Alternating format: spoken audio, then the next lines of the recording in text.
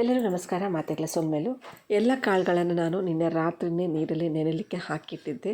ಚೆನ್ನಾಗಿ ನೆಂದಿದೆ. ಕಾಬೂಲ್ ಚೆನ್ನ ಇದೆ, ಕಡಲೆ ಕಾಳಿದೆ, ಕಡಲೆ ಬೇಳೆ ಇದೆ, ಸ್ವಲ್ಪ ಡ್ರೈ ಫ್ರೂಟ್ಸ್ ಇದೆ, ಹಾಗೆಯೇ ಸೋಯಾಬೀನ್ ಇದೆ. ಅಂತಂದರೆ ನಮ್ಮ ಕಡೆ ಅದನ್ನು ರಕ್ತನೆ ಬಿತ್ತ ಅಂತ ಹೇಳ್ತೇವೆ. ಕನ್ನಡದಲ್ಲಿ ಅವರೇ ಕಾಳಾಗಿರಬೇಕು, ಸರಿಯಾಗಿ ನನಗೆ ಗೊತ್ತಿಲ್ಲ. ಅದನ್ನೆಲ್ಲ ನಿನ್ನೆ ರಾತ್ರಿ ನೆನಲಿಕ್ಕೆ ಹಾಕಿಟ್ಟಿದ್ದೆ. ಇವತ್ತು ಚೆನ್ನಾಗಿರುವಂಥದ್ದು ಹೆಲ್ದಿ ಆಗಿರುವಂಥ ಬ್ರೇಕ್ಫಾಸ್ಟ್ ಮಾಡುವ ಅಂತೇಳಿ. ಆ್ಯಕ್ಚುಲಿ ಇದು ನನಗೆ ಅಂತ ಅಲ್ಲ ಮಾಡೋದು, ನಾನು ನನ್ನ ಹಸ್ಬೆಂಡಿಗೆ ಇವತ್ತು ಉಪವಾಸ ಇದೆ. ಹಾಗಾಗಿ ಅವರು ಬೆಳಿಗ್ಗೆಗೆ ಇಂಥದ್ದೇ ಜಾಸ್ತಿ ಪ್ರಿಫರ್ ಥರ ಮಾಡುವಾಗ ನಾನು ಕೂಡ ಅದನ್ನೇ ತಿಂತೇನೆ. ನನಗೆ ಸಪ್ರೇಟ್ ಮಾಡೋದಿಲ್ಲ, ಮಕ್ಕಳಿಗೆ ಮಾತ್ರ ಸಪ್ರೇಟ್ ಮಾಡ್ತೇನೆ. ಬಟೂರೆ ಮಾಡ್ತಾಯಿದ್ದೇನೆ, ಅದರ ಜೊತೆಗೆ ಆಲೂ ಬೂನ ಮಾಡ್ತಾಯಿದ್ದೇನೆ. ಅದು ನಾರ್ತ್ ಇಂಡಿಯನ್ ಅವರು ಹೆಚ್ಚಾಗಿ ಅದನ್ನು ಚಪಾತಿ ಜೊತೆ ತಿಂತಾರೆ.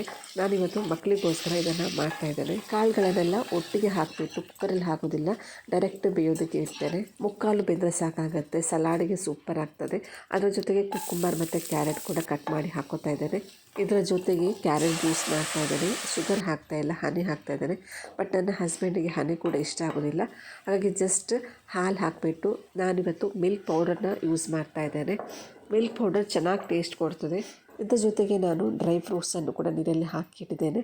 ಡ್ರೈ ಫ್ರೂಟ್ಸು ಡೈಲಿ ಹಾಕಿರ್ತೇನೆ, ಯಾಕಂದರೆ ಬೆಳಿಗ್ಗೆ ಮಕ್ಕಳಿಗೆ ನಾನು ಅದರಲ್ಲಿ ಮಿಲ್ಕ್ ಶೇಕ್ ಮಾಡಿ ಕೊಡ್ತೇನೆ. ಡೈಲಿ ಆಗದಿದ್ದರೂ 2 ದಿನಕ್ಕೊಮ್ಮೆ ಅದು ನಾನು ಈ ಥರ ಡ್ರೈ ಫ್ರೂಟ್ಸನ್ನು ಜ್ಯೂಸ್ ಮಾಡಿ ಕೊಡ್ತೇನೆ. ಅದರ ಜೊತೆಗೆ ಬನಾನಾ ಆ್ಯಡ್ ಮಾಡ್ತೇನೆ. ಬನಾನಾ, ಮಿಲ್ಕ್, ಇವತ್ತು ಮಿಲ್ಕ್ ಪೌಡರು ಮತ್ತು ಡ್ರೈ ಫ್ರೂಟ್ಸ್.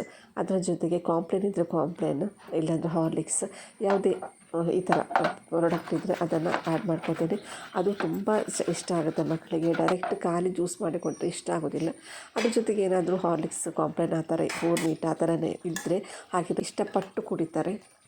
ಡೈಲಿ ಇದನ್ನೇ ರೂಟೀನ್ ಮಾಡ್ಕೊಂಡಿಲ್ಲ. ಡೈಲಿ ನಾನು ಒಂದನ್ನೇ ಕೊಡೋದಿಲ್ಲ. ಒಂದಿನ ಮಿಲ್ಕ್ ಶೇಕ್ ಕೊಟ್ಟರೆ ಇನ್ನೊಂದಿನ ಬೋರ್ನ್ವಿಟಾ ಕೊಡ್ತೇನೆ, ಇನ್ನೊಂದಿನ ಹಾರ್ಲಿಕ್ಸ್ ಕೊಡ್ತೇನೆ. ಆ ಥರ ಚೇಂಜ್ ಮಾಡಿ ಕೊಡ್ತಾ ಇರ್ತೇನೆ.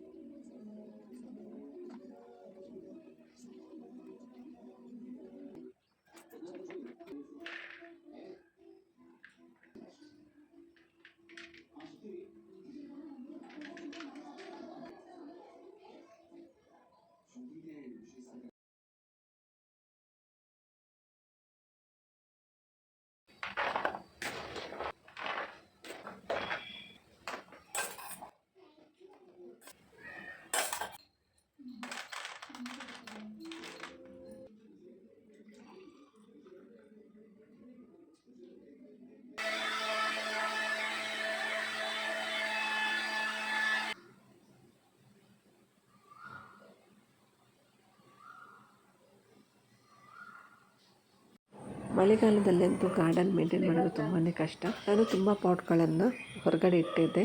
ಅದು ಇವಾಗ ಮಳೆ ಬಿದ್ದು ಬಿದ್ದು ಬಿದ್ದು ತುಂಬ ಕೆಸರಾಗಿತ್ತು, ಪಾಟೆಲ್ಲ ಗಲೀಜಾಗಿತ್ತು.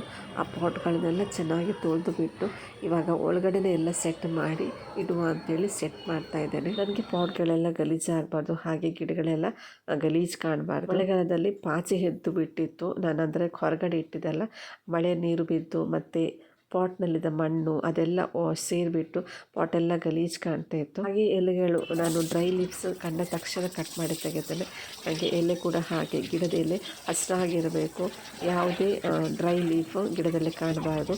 ಗಿಡ ಕೂಡ ಚೆನ್ನಾಗಿರಬೇಕು, ನೀರು ಸರಿಯಾಗಿರಬೇಕು, ಅದೆಲ್ಲ ನೋಡ್ತಾ ಇರ್ತೇನೆ ನಾನು. ನನಗೆ ಗಾರ್ಡನಿಂಗ್ ಅಂದರೆ ತುಂಬಾ ಇಷ್ಟ. ಇವಾಗಂತೂ ನಾನು ಹೆಚ್ಚು ಪ್ಲಾಂಟ್ಗಳನ್ನು ತೊಗೊಂಬಂದಿದ್ದೇನೆ.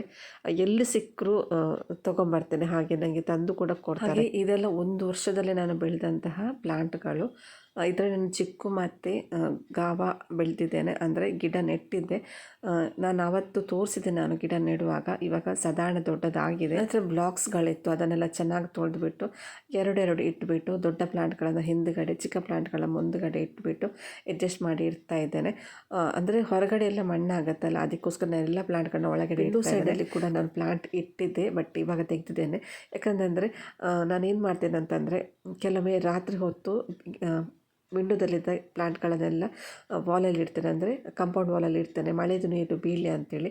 ಇವಾಗ ಅದಕ್ಕೆ ಇಡೋದು ತೆಗೆಯೋದು ಅದೊಂದು ದೊಡ್ಡ ಕೆಲಸ ಆಗುತ್ತೆ. ಅದಕ್ಕೋಸ್ಕರ ನಾನು ವಿಂಡೋದಲ್ಲಿದ್ದ ಪ್ಲಾಂಟನ್ನೆಲ್ಲ ತೆಗೆದು ಕಾಂಪೌಂಡ್ ವಾಲಲ್ಲಿ ಇಟ್ಟಿದ್ದೇನೆ. ಮತ್ತು ಕೆಲವು ಇಲ್ಲೇ ಇಟ್ಟಿದ್ದೇನೆ. ಎಲ್ಲ ಪ್ಲಾಂಟಿಗೂ ಮಳೆಯ ನೀರು ಬೀಳಲಿ ಅಂತೇಳಿ ಮಳೆಯ ನೀರು ಬಿದ್ದ ನಂತರ ನಂದು ಮನಿ ಪ್ಲಾಂಟೆಲ್ಲ ಚೆನ್ನಾಗಿ ಬಂದಿದೆ, ಎಲ್ಲ ಕೂಡ ಚೆನ್ನಾಗಿ ಚಿಗುರಿದೆ. ಕೊನೆಯದಾಗಿ ನನ್ನ ಗಾರ್ಡನ್ ಈ ರೀತಿ ಕಾಣ್ತಾ ಇದೆ. ನಾನು ಈ ರೀತಿ ಮಾಡ್ಕೊಂಡಿದ್ದೇನೆ.